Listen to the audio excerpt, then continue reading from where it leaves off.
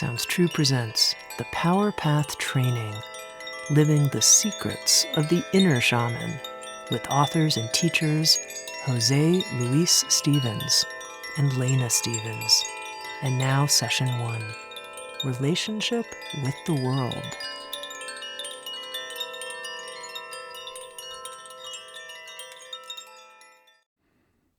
Welcome to the Power Path Training, Living the Secrets of the Inner Shaman. What is the Power Path? Well, the Power Path is a shamanic path, and it's the path with heart. So in this set of sessions, we're going to give you many exercises and processes to do, as well as a lot of information. At times it may seem a bit overwhelming, so we suggest that you take your time and do a little at a time if you wish, or you can decide to run through the whole set of sessions and listen to them up front. And then you can return and emphasize whatever particular session you feel calls to you and go over those exercises many times. You can approach this any way you wish. It could become an ongoing practice for you. You'll find plenty here to challenge you, to inspire you, to teach you, to stimulate you. We hope that you'll find this to be as transformative as we've found the shamanic path for ourselves. Now, the shamanic path is an extremely successful, cross-cultural, proactive approach to life based on responsibility and participation, involvement. This is not an armchair philosophy. It's not something where you can sit on the couch and expect to get the full benefit. It is a philosophical path, and it contains a set of life practices and techniques to discover your true relationship with everything, with spirit, with yourself, with nature, with other people, with power, with your life task and your purpose in this life, and so on. So it's a pretty complete path. And this is what we propose to cover in these sessions. All the primary religions, the traditional religions that you find on this planet, have shamanism at their core, whether they acknowledge it or not. And let's face it, most of them do not acknowledge it anymore. You will find in all the religions things like lighted candles, the burning of incense, singing sacred songs, some form of confessing, offering sacrifice, ringing bells perhaps, and playing other sacred music or instruments, contemplation, meditation, consuming substances, assuming sacred postures and gestures, praying. These all have their origins in ancient shamanic practice. Shamanism is the oldest spiritual path on this planet, going back at least 40,000 years. And evidence acquired by anthropologists is beginning to show that it's up to 75,000 years old. And before long, they'll probably trace it back even farther through burial sites and discoveries that show that people were practicing shamanism a very, very long time ago. Now, despite efforts to wipe it out by competing religions and political groups and other ideologies, shamanism has persisted on all continents and continues to be a way of life for millions of people to this very day. Shamanism is cross-cultural, so you find it everywhere in the world, and with remarkably similar practices, even though for thousands of years people practicing shamanism in different continents had no contact with each other. So how could this be? How could it be that people all over this world discovered the same or similar techniques? Now, it's quite possible, in fact, probable, that the human race would never have survived if it hadn't been for shamanism. Without shamanism, early peoples would have been wiped out right away. Early shamans were the ones that learned from the plants and the animals. They learned how to interact with nature and the planet and all its creatures in highly successful ways.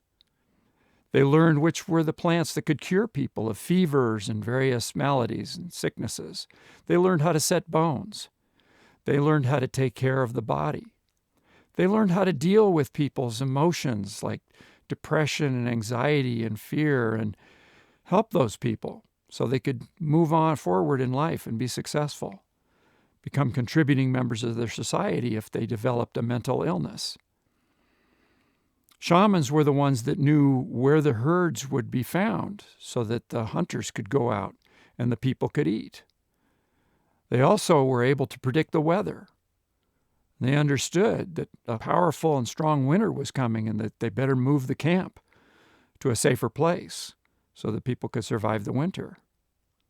All these things were part of early shamanic techniques and a shamanic way of life that helped people to learn how to live.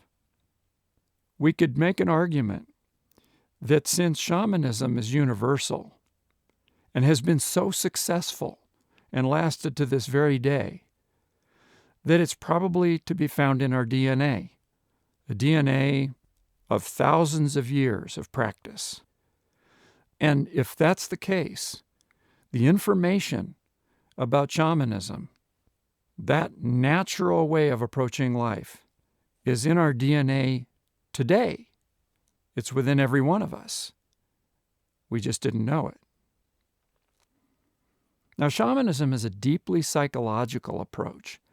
It helps people understand themselves and other peoples so they can get along.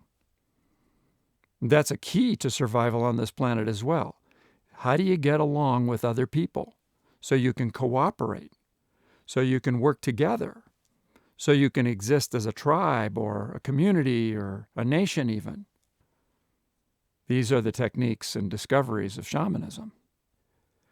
If you study present-day psychotherapy, we think of it as a modern set of techniques, but it's not. Counseling and psychotherapeutic techniques have their basis in shamanism. Freud knew that. Jung knew that. They studied shamanism. That's how they came up with many of their theories. Now, we want to point out that there's a difference between an officially trained shaman and a person who follows the shamanic path. Many tribes have their recognized shamans who spend long years preparing, going through severe, rigorous trials and tests so they can learn to minister to their people. And today, unfortunately, they're few and far between. Many of the old shamans who knew the traditional ways are beginning to die off because there's many distractions for the young folks today.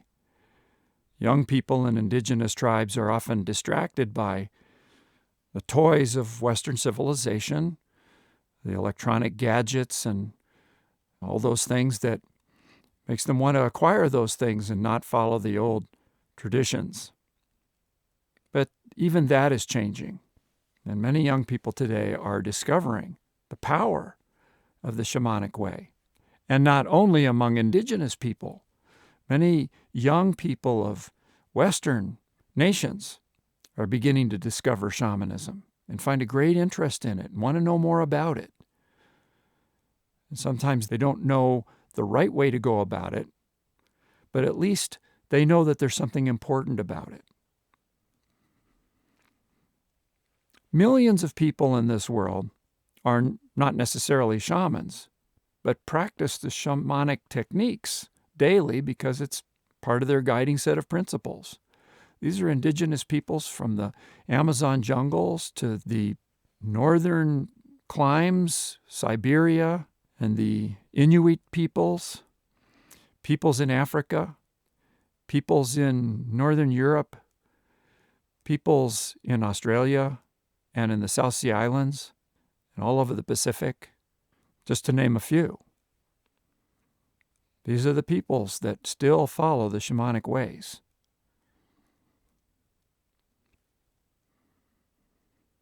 Our purpose in these sessions is not to train official shamans in the traditional sense, but to assist you to become someone who walks the shamanic path successfully.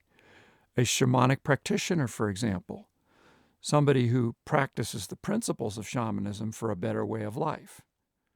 That is our purpose.